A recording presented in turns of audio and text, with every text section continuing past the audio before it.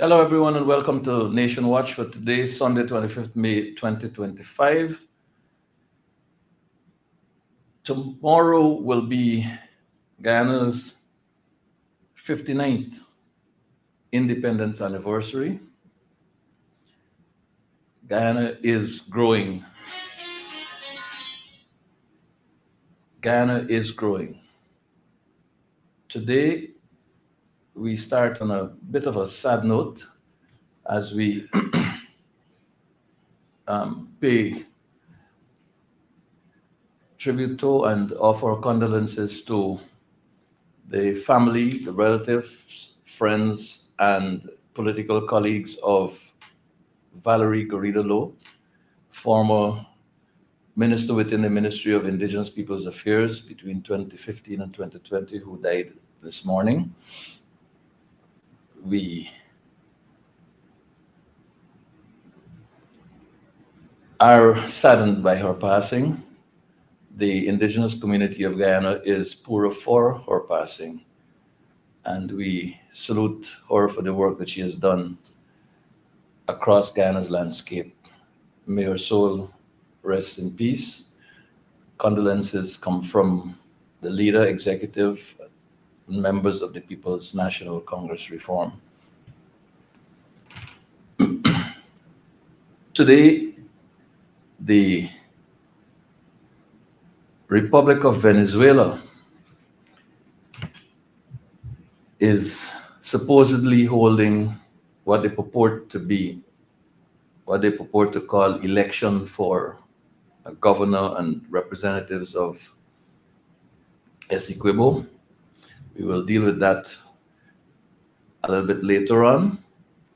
Tomorrow is our independence anniversary, and the People's National Congress Reform has issued a statement earlier than usual. I should like to share the statement with you.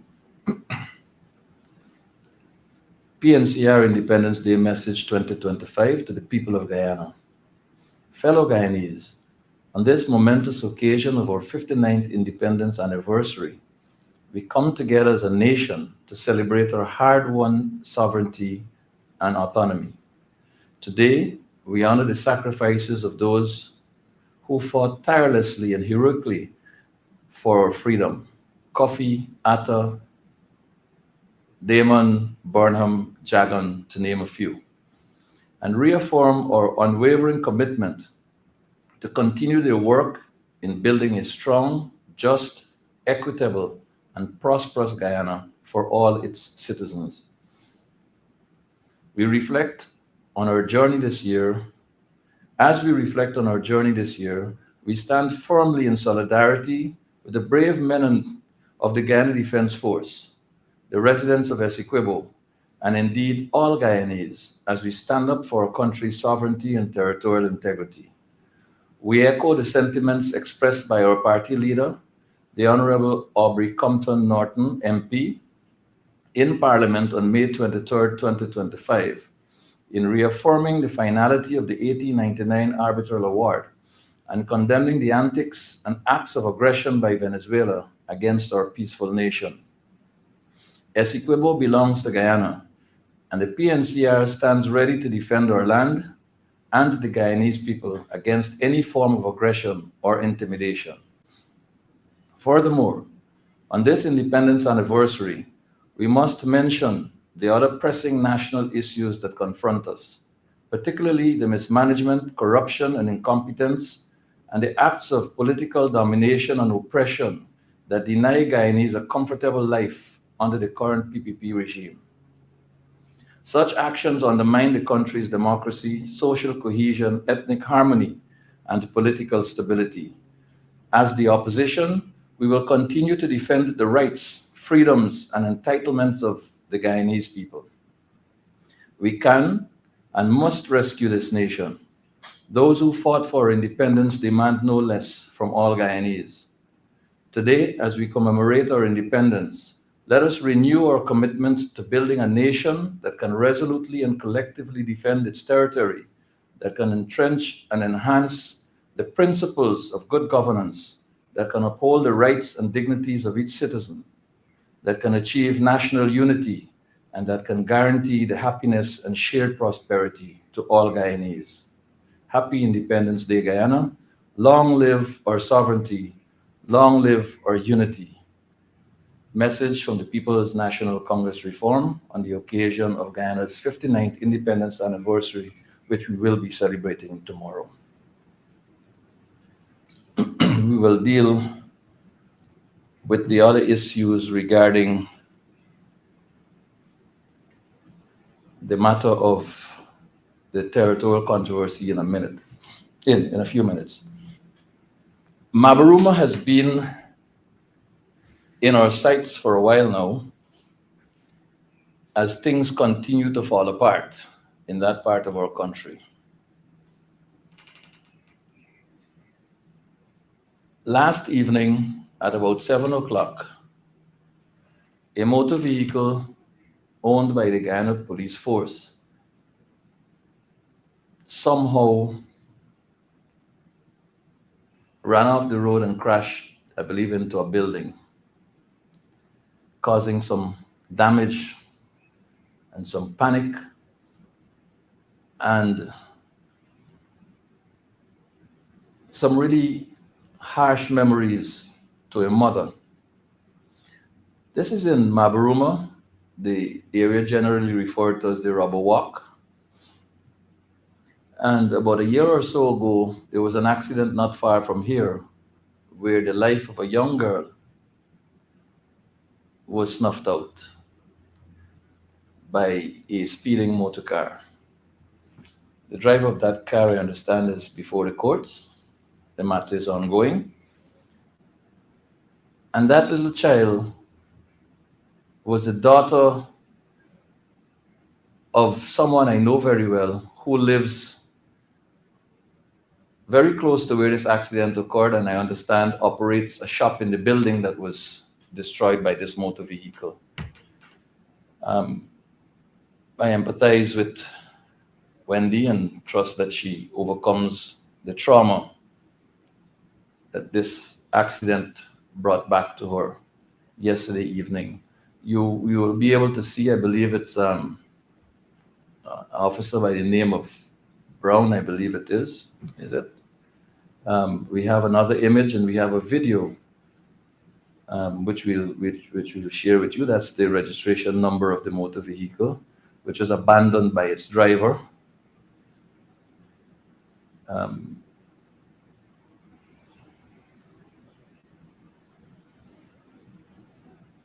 This is a video where the fleeing driver of the vehicle was observed as he left the scene.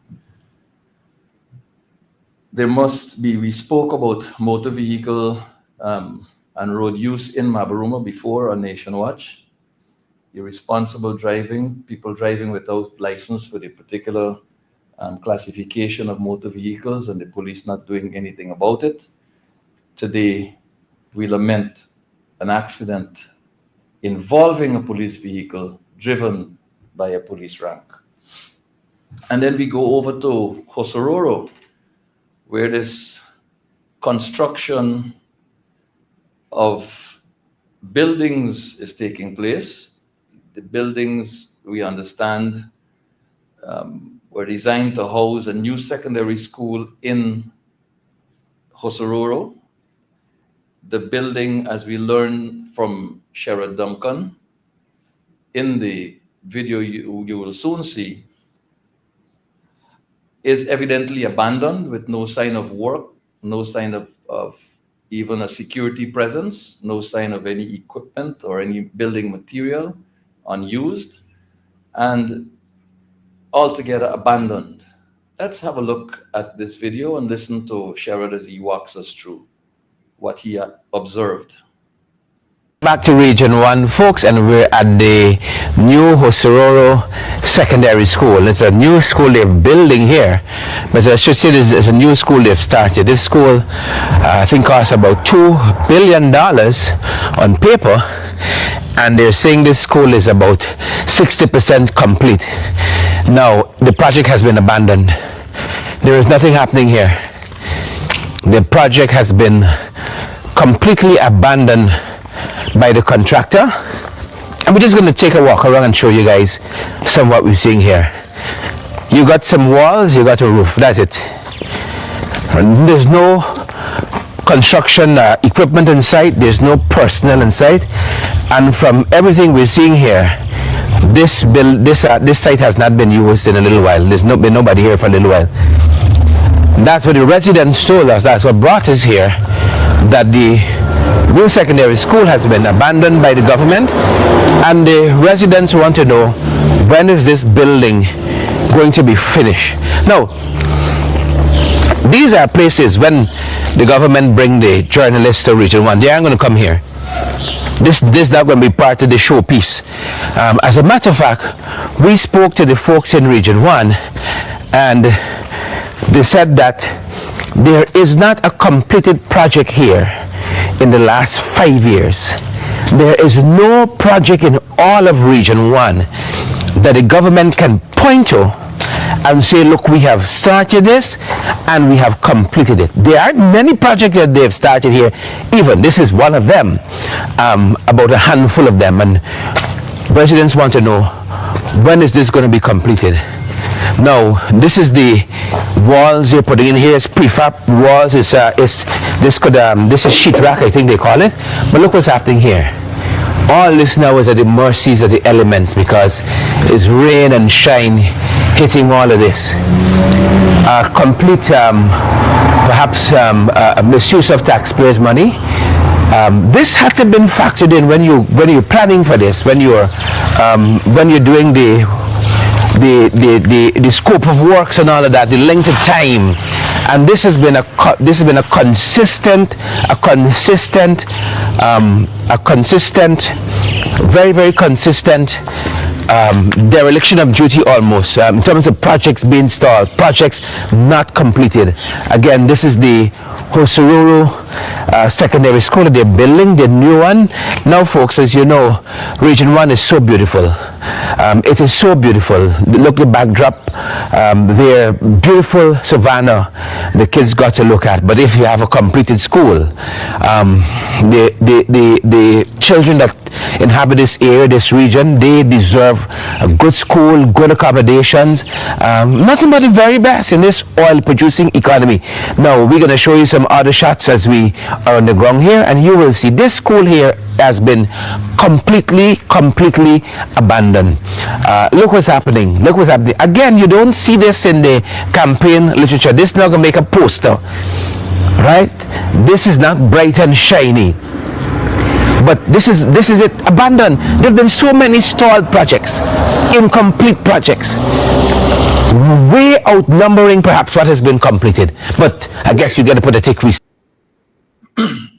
Way outnumbering completed projects are those projects which have been abandoned, incomplete, useless. I want to say to the listening and viewing audience that the hue and cry, the noise that is being made by the People's Progressive Party about the few buildings that they're constructing to house schools in an economy and at a time when this country is overflowing with money from oil resources that only the elite seem to be benefiting from, while the poor continue to struggle. They do not pay attention to training persons. They do not make any attempt to listen to the villages and communities, particularly in the hinterland region, when it comes to designing those buildings. You see the Hosororo building structure? It's flat. It has an almost flat V-roof, and it is obviously going to be, if it is ever completed, an oven in which the children will obviously suffer. But do you know that the People's National Congress in government, in 10 years, at a time when Guyana was, as Dr. David Hines puts it very nicely, when Guyana was transitioning from a plantation to a nation without oil resources, having inherited absolutely nothing from the colonial governance system, and out of pure political will and national pride and the desire for development, the People's National Congress built some schools in a very short time. I'll give you the schedule so that we cannot be accused of giving you misinformation. 17 nursery schools, 25 primary schools, 26 secondary schools. A total of 68 schools were constructed in a period of 10 years when the budget was extremely small, with every sector demanding its share of the pie. We'll try to get that table up there for you so that you can see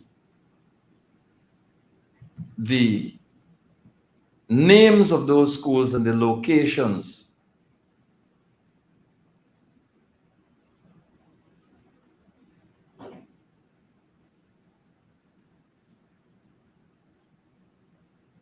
Just bear with us for a brief moment while we put that up on the screen.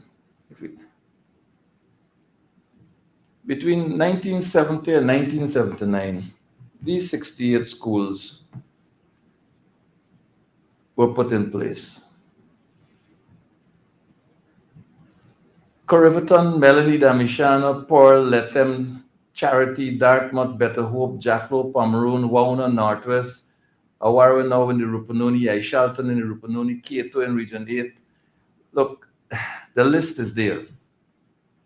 Morawana, Kamarang, Madhya, Mokomoko, those are the nursery schools. The primary schools are also listed there. There's Mabura, Lilydale, Mora, Chinowing, Karabiru, Walaba, Awarano, Carisparu, Komu, Silver Hill, 1 Miles, Amelia Ward. Look, the list is there.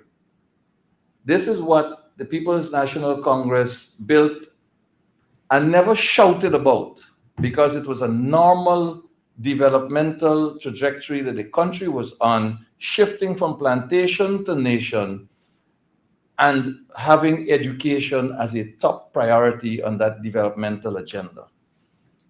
So when you hear about a school being built, remember Kato School that the PPP constructed, that costed more than $1 billion and had to be literally reconstructed by the APNU AFC. Think about Bamia School being touted as some state-of-the-art school, can't be completed after so many years of having been awarded.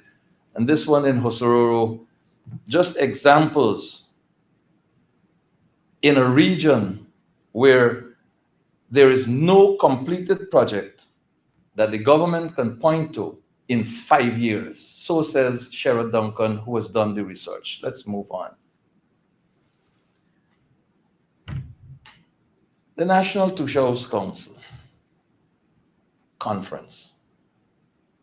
And I pause between the council and the conference. And I want to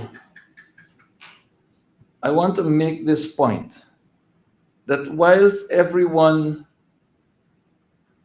in the state media who has written about this or reported on this conference praise the conference and its outcome, there are a few observations that I'd like to make. And to help me make those observations, I'm going to ask my technical operator to assist me with putting up these images, which I am only now sharing with him, unfortunately. Um,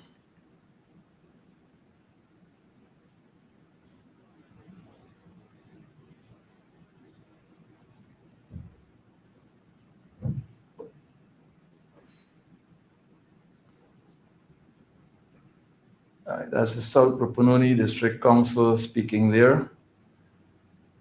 Um,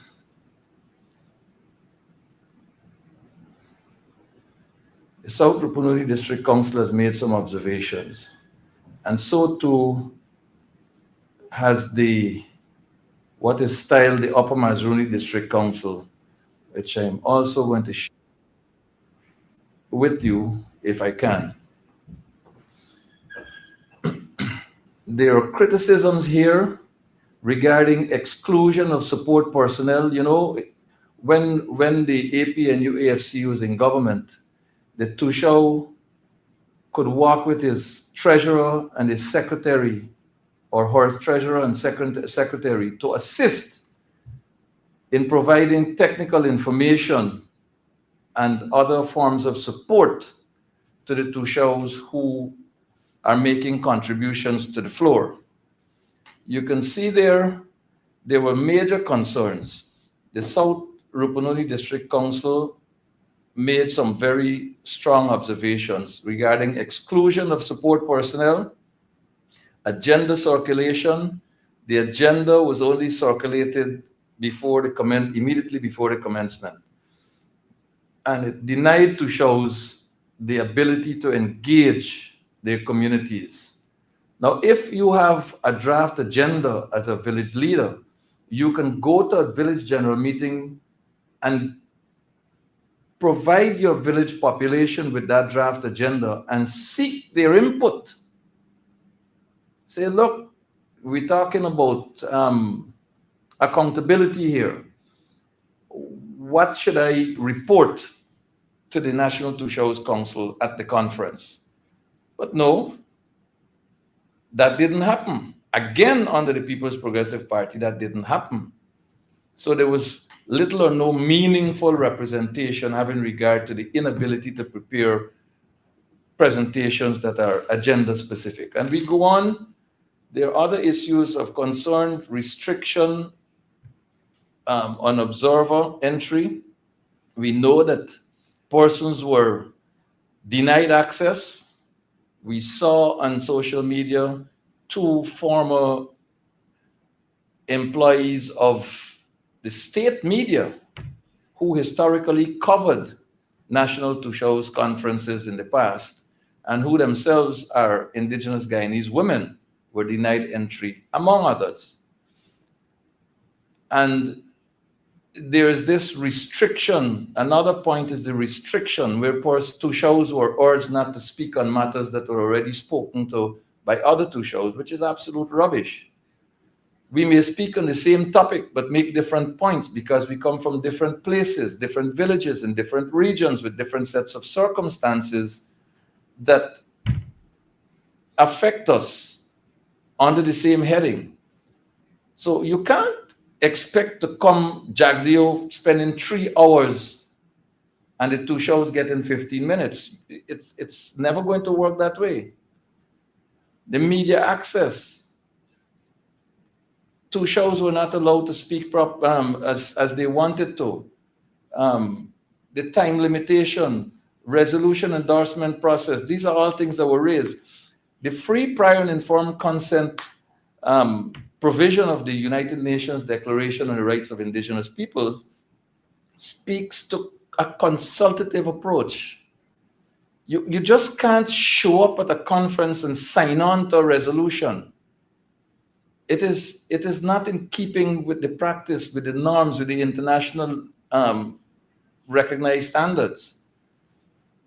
And when you have also only state media covering and persons from independent media being denied for some reason or the other.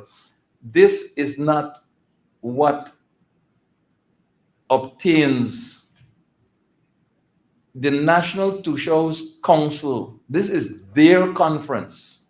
This is not the People's Progressive Party's conference, although they hijacked it and made it exactly that. This is not Pauline Sukai's conference, although she superintended the denial of independent media, the denial of NGOs. She presided over the denial of access to the conference by these people. On a personal note, with the experience I had on the last occasion and the information I received regarding the treatment that they had planned for me should I show up, I decided to disappoint them.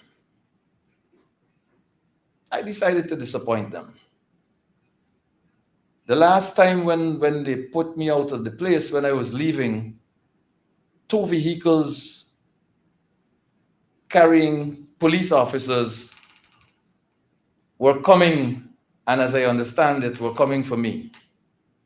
And they planned it a little bit tighter this time. So I believe disappointing them would have been the thing to do. But let's move on to the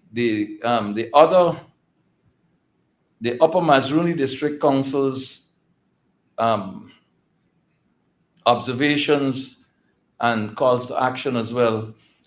And to make the point, ladies and gentlemen, that the South Rupununi District Council document that you're looking at,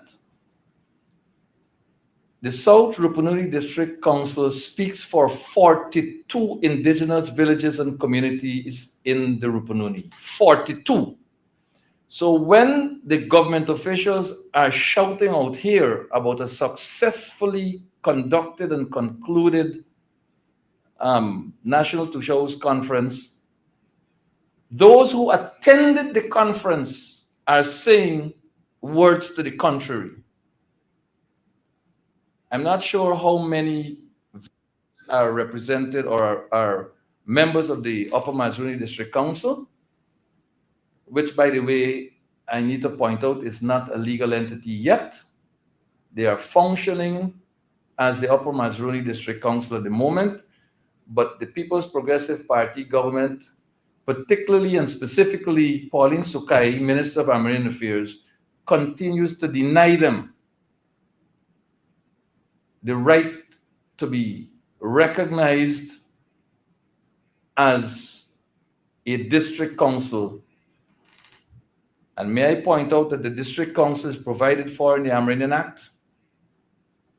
It requires an order from the minister to be made and gazetted. Pauline Sukai stoutly refuses to recognize the Upper Mazruni District Council and the Moruka District Council because she and her political handlers are afraid of a united indigenous people's movement. And this is why they do not engage these groups. They opt instead to have what they refer to as regional Toshaos conferences, which are not provided for in law. The People's Progressive Party has turned the National Toshaos Council into a political platform, and it cannot be denied. This fact cannot be denied. The chairman of the National Toshaos Council is a political activist for the People's Progressive Party. He was there before as the National Toshaos Council's chairman and accompanied the same minister, but he accompanied the Minister of Amerindian Affairs to the United Nations Permanent Forum on Indigenous Issues and lied. On the question of lands, he made an open statement to that forum that there were no contentious land issues in this country when he knew for a fact as chairman of the National Toshaos Council at that time as well, that there was the Upper Mazroni land case before the court, and it was in fact before the court for several years even then. And the vice chairman or the deputy chairman of the National Toshaos Council is a lady who is also a known activist of the People's Progressive Party in the Essequibo Coast. In fact, after the regional chairman, she is the second ranking PPP council activist in Region 2. And together they have worked with the People's Progressive Party to transform the National Toshaos Council into a political arm of the People's Progressive Party, denying people the right to speak, denying people equal speaking time, and denying access to independent media and non-governmental representation. When the National Toshaos Council had its conference during the term in government of the AP and UAFC, every member of the parliamentary opposition was invited to the opening ceremony. Members of the People's Progressive Party visited at liberty anytime, any session of the National Toshaos Council Conference, unimpeded, unhindered.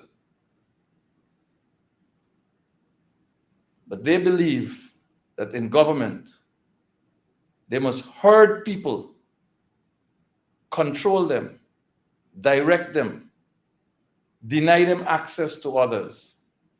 And then the chairman of the National Toshaos Council gets up, attacks the free media, attacks mourners, family members, and supporters of the late Adriana Young for demonstrating against the People's Progressive Party government as they sought justice for a child who died under mysterious circumstances and whose body magically appeared in a pool at a hotel on the east bank of Essequibo.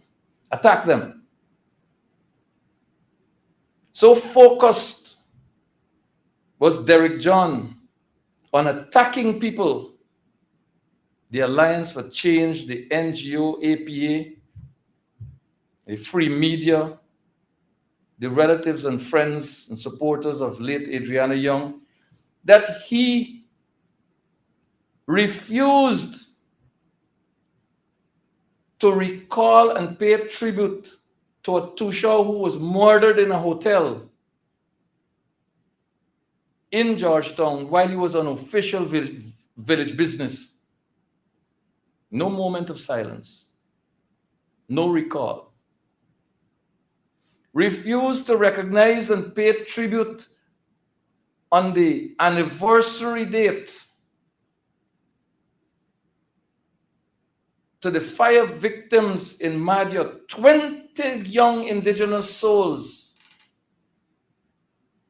No motion for that, no recognition for that, no respect for that, no recall that the People's National Congress reform and the parliamentary opposition called for the erection of a monument in commemoration of the lives of those young people tragically lost in a fire while they were locked up in a building with no hope of escape. He couldn't remember that. Derek John could not recall that. He could not recall the 3 children who died in a similar fire at Ramadan, even before the Madhya fire struck. But he was all in praise for the People's Progressive Party, urging Toshaos to continue to support. Support what? support the disrespect for indigenous peoples across this country?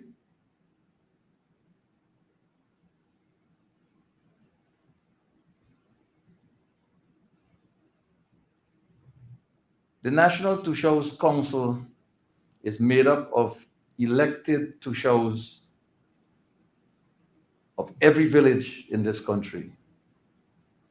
Like the South Rupununi District Council, like the Upper Mazruni District Council, all other Toshaos need to stand up and speak out against People's Progressive Party's political handling of what should be an independent conference. Why aren't Toshaos allowed time to meet, to deliberate on matters that affect them among themselves? Why? As soon as the session ends, it's straight to some prime minister or somebody's thing. Allow the people some space. They're human beings.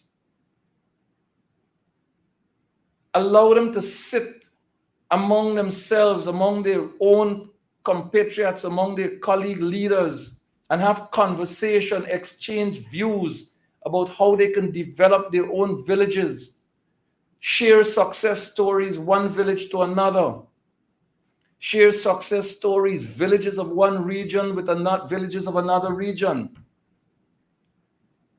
This nonsense must stop, and Toshaos need to stand up and speak out.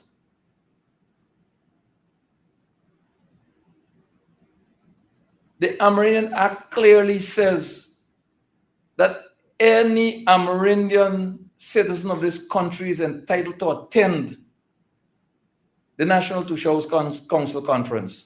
Any Amerindian. What is this nonsense about having to get a pass to enter the premises? If the venue is too small, find a bigger one. Don't tell me that you're going to rebuild Durban Park because the people of South Georgetown and the people of Georgetown and Region 4 generally condemn you for leaving it to languish and leaving it to ruin. And you hoping to be able to get their vote, so you promise them that you will fix it in your next term. Which next term? Next 20 years? It is the same way you promised the indigenous peoples faithfully that you're going to amend the Amerindian Act, a process started by the AP and UAFC in its term in government between 2015 and 2020. You abandon it. The People's Progressive Party abandoned it, yet promised to do it. And as we approach elections 2025, you come out with fresh promises to do the same. If the venue is too small and you can't accommodate people who have interest in attending and listening to the proceedings in the National Toshaos Council Conference, find a bigger venue. Find a bigger venue. Or publicly announce that you wouldn't be accommodating people. Don't have people go there knowing that statutory provisions are made for them to attend, and then you tell them they can't. And in my case, you put a permanent secretary to assault me. Last time there was a conference.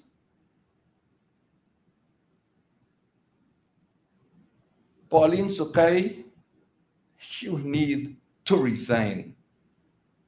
The PPP needs to pull its hand away from the indigenous peoples, and the same self-determination that Derek John speaks about, that only he enjoys, because clearly the others don't. The People's Progressive Party must allow indigenous peoples to enjoy the right to self-determination. The People's Progressive Party must respect the indigenous people's right to free, prior, and informed consent. This conference, this National Toshaos Council conference just concluded, did not benefit indigenous peoples. It benefited the People's Progressive Party that used it as a platform to campaign.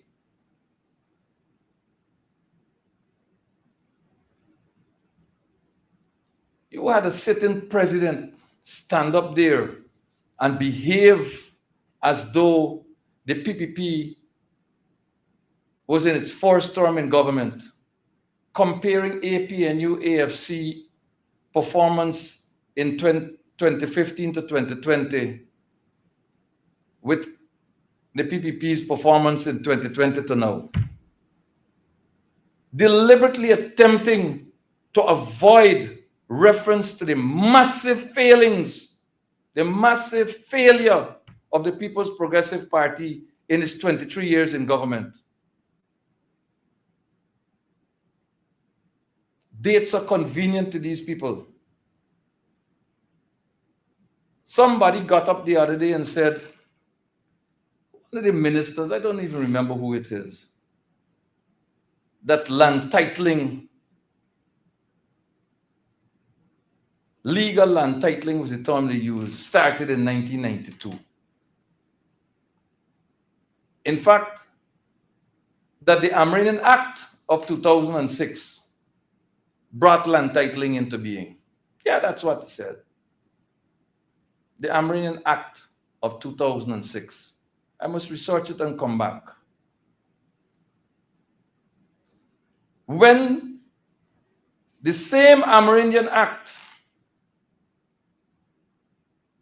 the one that was repealed, the Act of 1951, was amended in 1976 and 1991, giving legal ownership by way of title to more than 90 indigenous villages across this country. I challenge the People's Progressive Party again. I challenge the People's Progressive Party again to do a schedule of originally issued titles or titles that were originally issued to indigenous villages for lands. On the one hand, put lands that were originally titled by the People's National Congress. And on the other hand, put lands that were titled by the People's Progressive Party. And let's have a conversation. And when you put the list,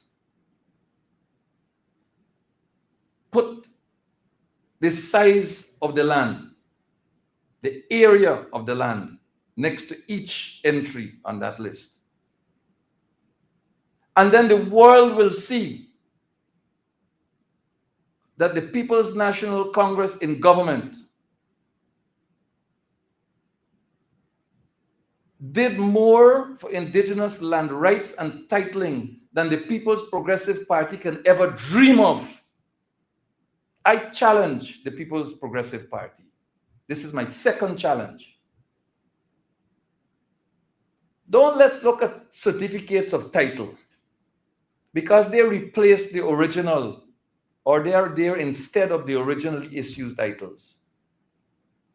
Do a schedule of lands when they were originally titled by the People's National Congress, and do another schedule of lands originally titled by the People's Progressive Party, and let's have a conversation.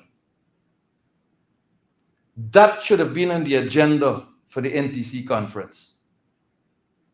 Not propaganda, lies, and mischief. Facts. That's what we need to discuss. Let's move off of that topic. And let's talk a little bit about our independence. Let's talk a little bit about our independence. And let's talk a little bit about the People's Progressive Party's handling of this territorial controversy. Let's listen to a head of government as he speaks on the subject of nationhood. Election is now over. A hard and at times bitter campaign has come to an end. On the results, the People's National Congress in the interests of peace and stability in Guyana, has agreed with the support of the United Force to form the government. One of the more serious tasks facing us at this moment is the attainment of independence at the earliest point of time.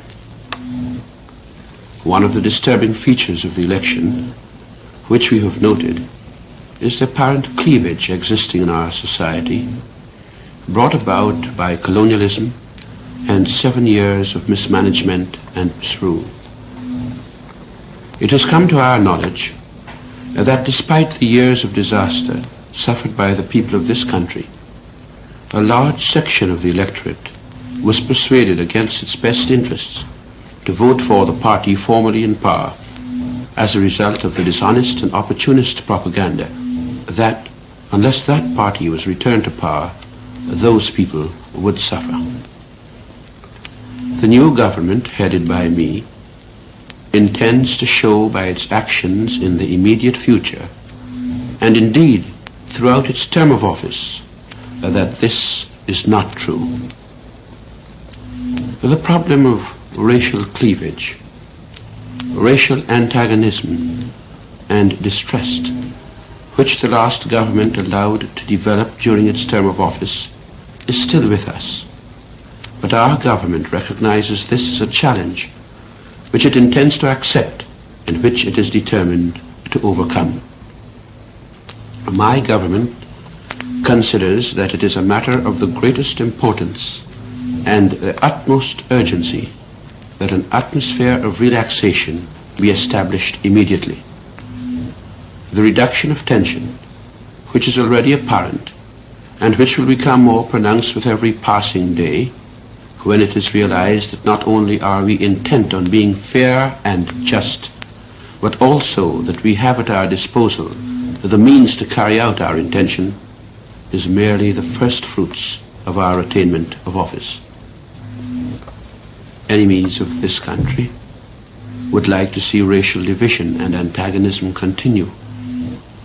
They will not have that satisfaction. The government recognizes that its duty is to rule in the interests of all the people of this country. It will dispel the fears of the apprehensive and confound the hopes of those who seek the destruction of this country.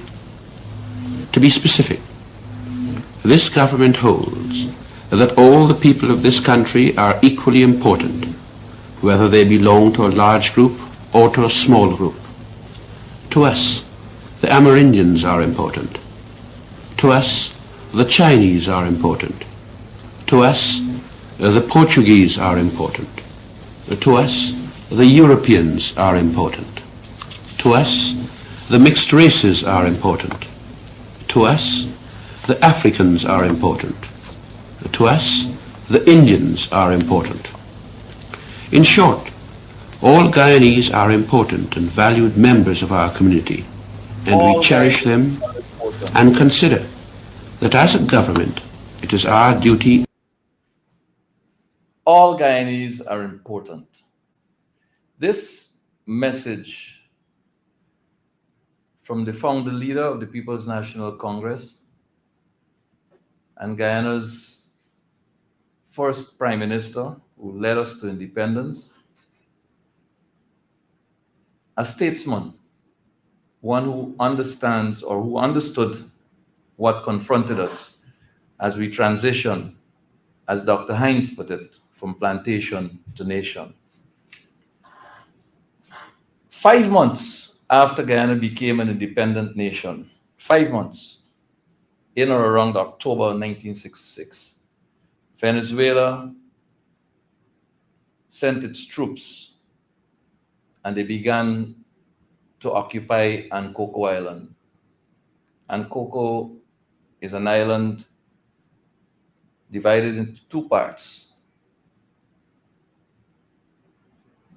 Guyana owning the eastern half and Venezuela the western half, split down the middle. And here is how Mr. Burnham addressed this issue. He engaged the opposition leader and he engaged the nation, updating us on the developments on the frontier. Let's listen to a head of government, Lyndon Forbes Sampson Burnham, treating with Venezuela's intrusion into Guyana's territory. At one point of Guyana's western border with Venezuela, the Renamo River flows into the Cuyuni River, and there is an island at this junction called Ankoko Island of about 2 to 3 square miles.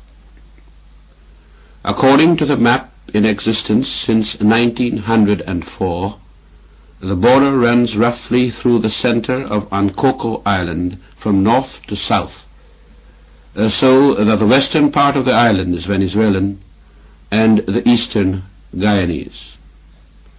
For some time, in fact during last month, a number of Venezuelans were crossing onto the Guyanese side and have since then been carrying out certain works on our territory. The report of this came to the notice of the government a few days ago only, and an inspection party consisting of senior officials and 2 senior police officers visited the island the day before yesterday, Wednesday the 12th of October. This party verified and confirmed the earlier report received through unofficial channels. In the opinion of the government, this intrusion by Venezuelans constitutes a breach of the Geneva Agreement entered into between the governments of the United Kingdom and Venezuela on the 17th of February 1966, to which agreement the government of Guyana is now a party. And today I have sent a cable to Dr. Iribarren Borges, the Foreign Minister of Venezuela, strongly protesting the intrusion of Venezuelan personnel onto Guyanese territory and asking that immediate steps be taken by the government of Venezuela to ensure the immediate withdrawal of all such personnel. I have this morning informed the leader of the opposition of the situation and held discussions with him. Meanwhile, I await a reply from the Venezuelan government.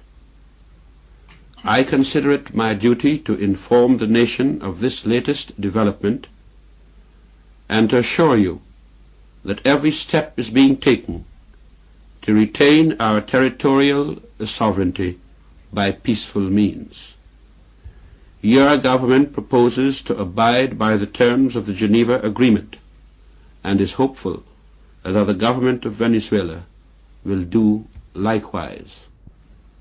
You are asked to remain calm and to await further information. Long live Guyana.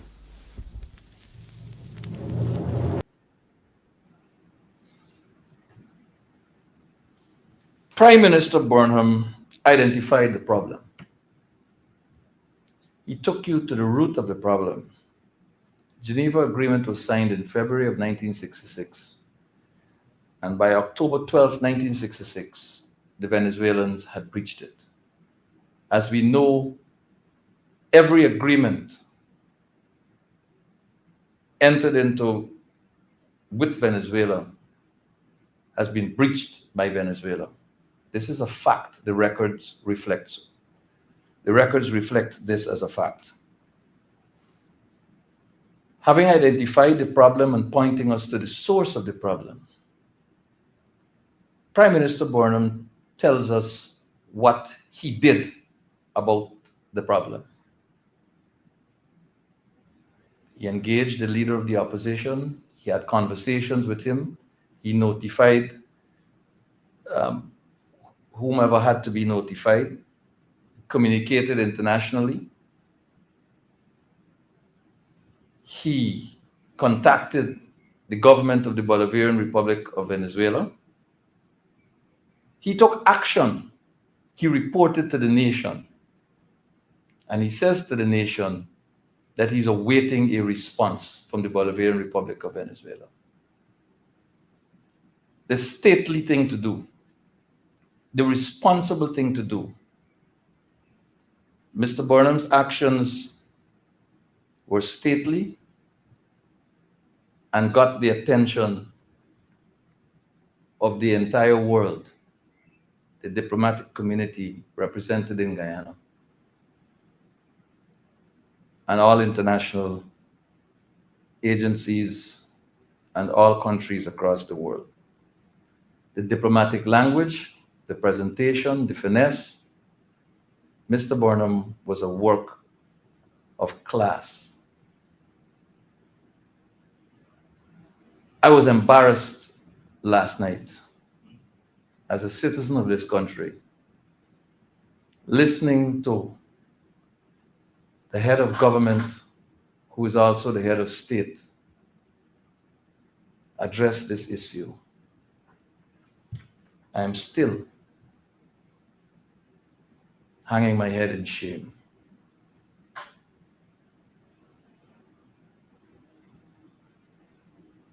You tell me in the comments what you think of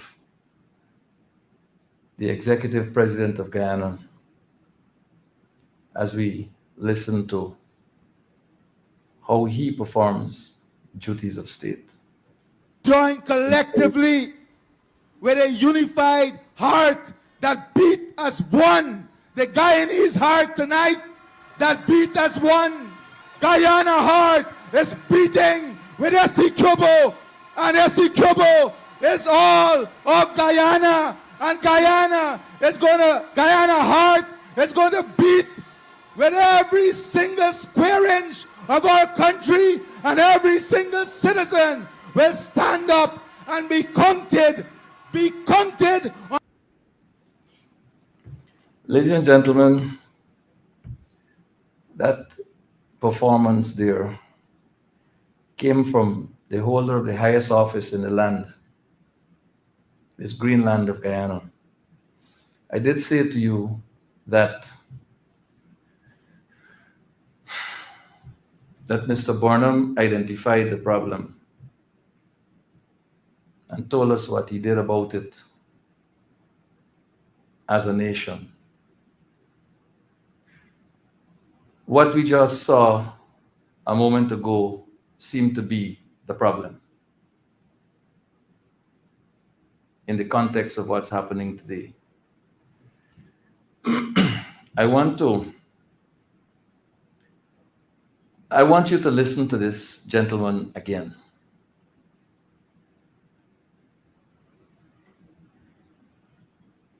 I'd like you to listen to him again. Join collectively with a unified heart that beat as one. The Guyanese heart tonight that beat as one. Guyana heart is beating with Essequibo, and Essequibo is all of Guyana, and Guyana heart is going to beat with every single square inch of our country, and every single citizen will stand up and be counted. Guyana heart will be beating with every square inch. Guyana heart will be beating with every square inch. Ladies and gentlemen, I am ashamed. But you know what? Mr. Aubrey Norton, in one sentence, Mr. Aubrey Norton, leader of the parliamentary opposition and leader of the People's National Congress Reform, even before Mr. Ali spoke last evening, Mr. Aubrey Norton had already spoken on this matter and prepared us for what was to come. He pointed out the problem. The greatest enemy this country has is the government of Guyana. And I believe for emphasis, we should just listen to that sentence at least twice. The greatest enemy this country has is the government of Guyana. The greatest enemy this country has is the government of Guyana. Ladies and gentlemen, I know that I may be labeled unpatriotic for what I just said and for the footage, the pieces of footage that I just shared with you.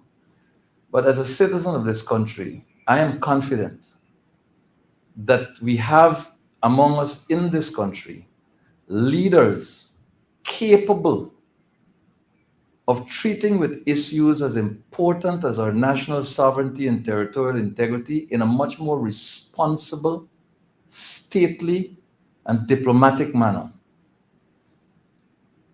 I firmly believe, as a citizen of this country, as an indigenous Guyanese born near to the border with Venezuela, that there are among us leaders with the finesse, with the class, with the intellect, and with the capacity to lead on these issues.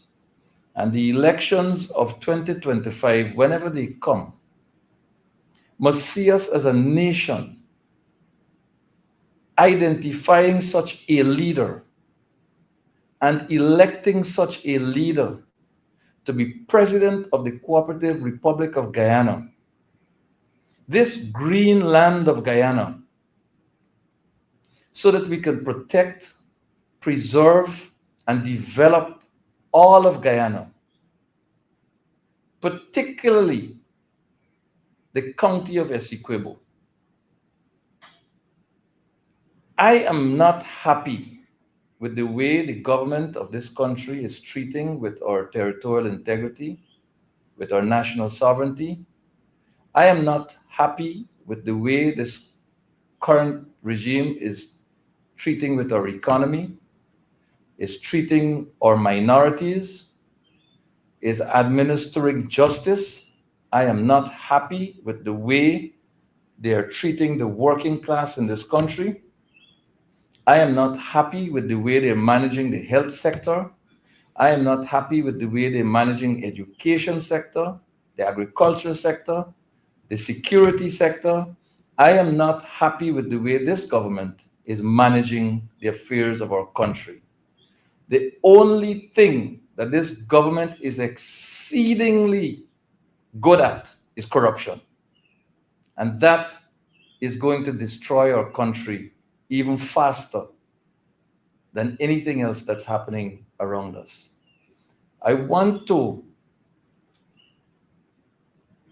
give you excerpts from Mr. Norton's presentation on a motion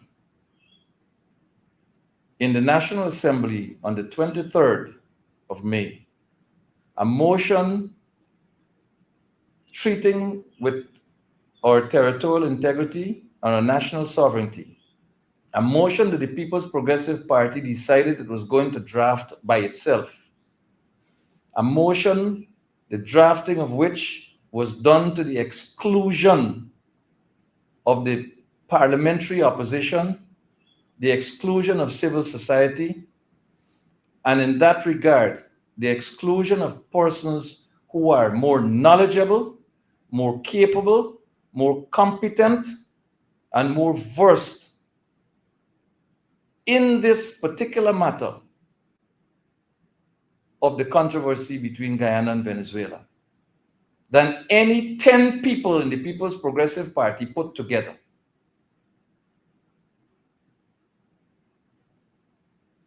The People's Progressive Party decided to go it alone and ended up with a very, very weak motion. We warned here on Nation Watch last Sunday. Ambassador Austin and I had a conversation during which he spoke to the motion, I beg your pardon, in a very, what should I say? We didn't explore it deeply. Took a very peripheral view of things and made some general statements.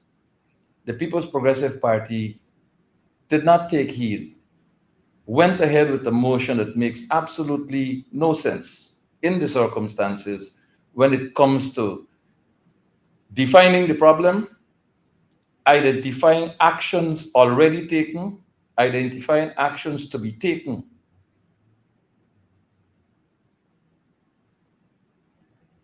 and how this issue will be handled going forward.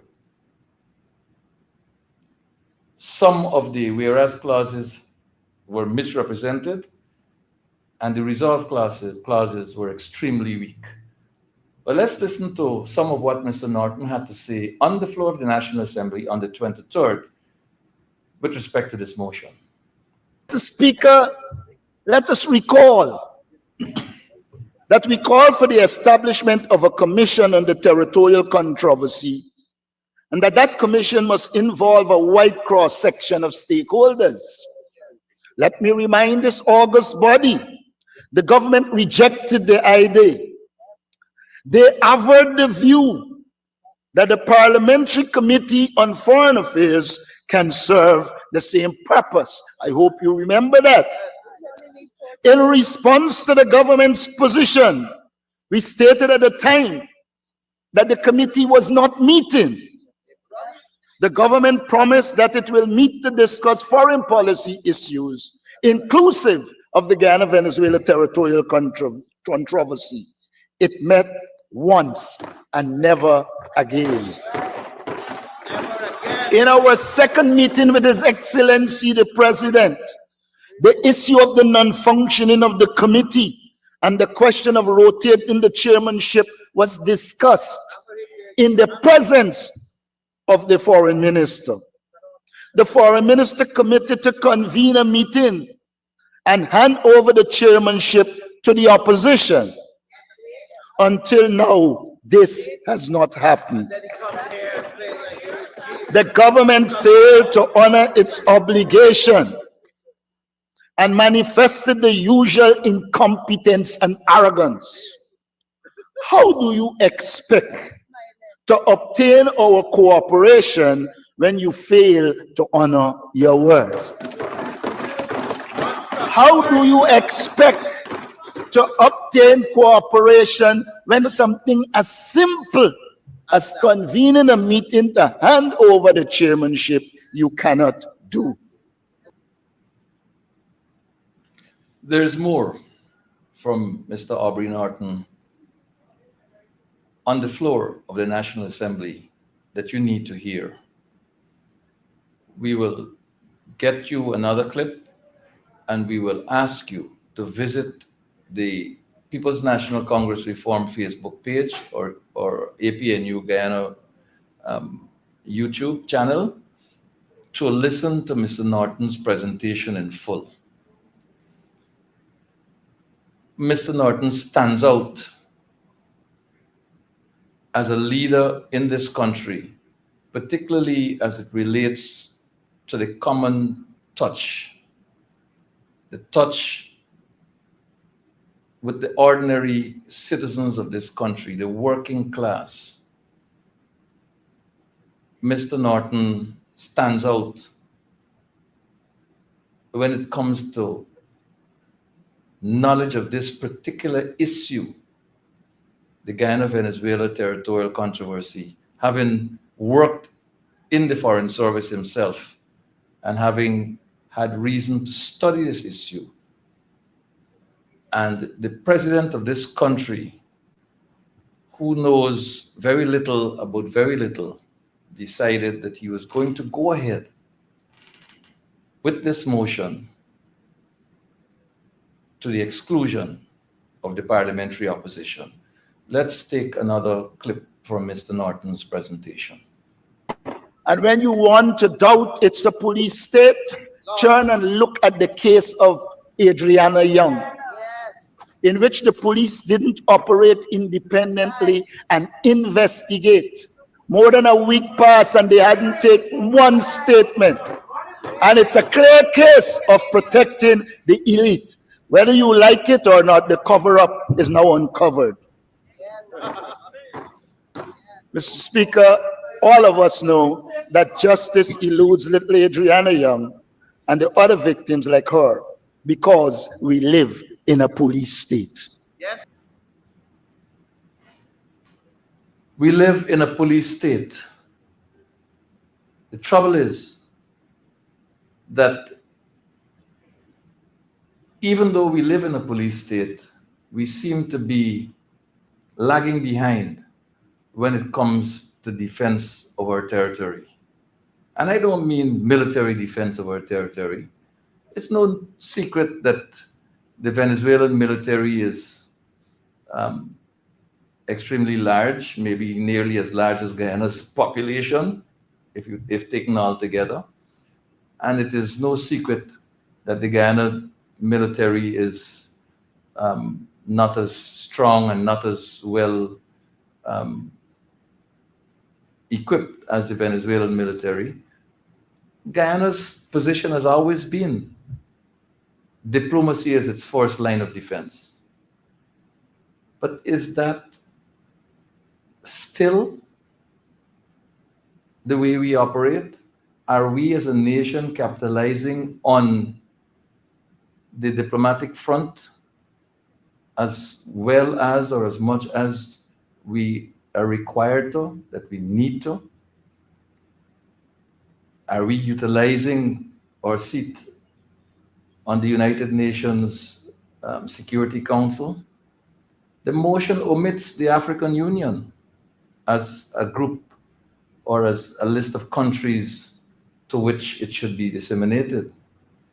Why is the People's Progressive Party avoiding countries of the African continent as we seek to reach out for international support in this time of need?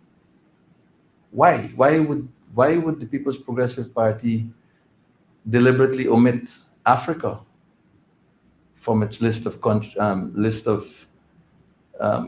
organizations, countries, and so on that we're sending this motion to? Something is amiss. We're not getting it right. As a citizen, I'm unhappy with the way things are, and I urge the government to listen to Mr. Norton's presentation in the National Assembly and take heed. Go back to the records of your last engagement with Mr. Aubrey Norton. Look at the recommendations that were tabled that you agreed to implement and you didn't, and start working on those now. We will leave you on Nation Watch today with a little bit of Mr. Norton's presentation, and to remind you that as we approach elections 2025, the only hope for our country is a change of government. And as Mr. Norton himself has said on several occasions, and as many of us have echoed within recent times, for Guyana to grow, the PPP must go. Until we meet again next Sunday, God bless.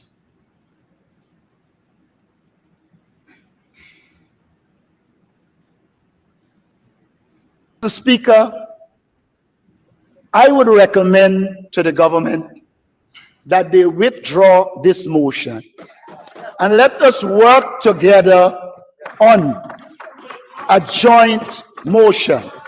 Mr. Speaker, we would not have been at this point. We would not have been at this point if the government had taken the approach we took over the years of engaging the opposition and let us agree on a joint statement. I can say this to you. I don't want you to agree. Good. So if you don't want to agree, why you want we support? If you don't want us to be involved, why you want our support? And so, Mr. Speaker, I close by making a few comments. We wish to express our appreciation and gratitude to all those countries and organizations that have expressed support for our cause and are contributing to the protection of our sovereignty and territorial integrity.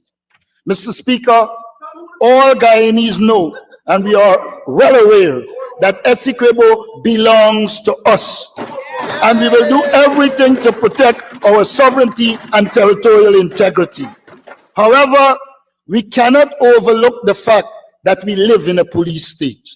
We cannot overlook the fact that the state has been criminalized. We cannot overlook the incompetence of this government, its squandering of our resources, the lack of a plan to confront Venezuelan aggression, and their unbridled penchant for domination and control.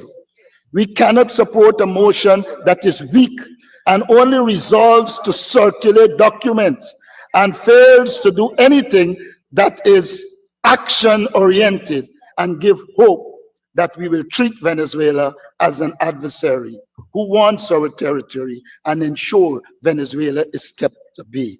We cannot support this innocuous motion in its present form. Mr. Speaker, we urge you to come back to the table and let us work on a motion that all Guyanese will be happy with. It is for that reason, this is the farthest we will go in this presentation. Thank you.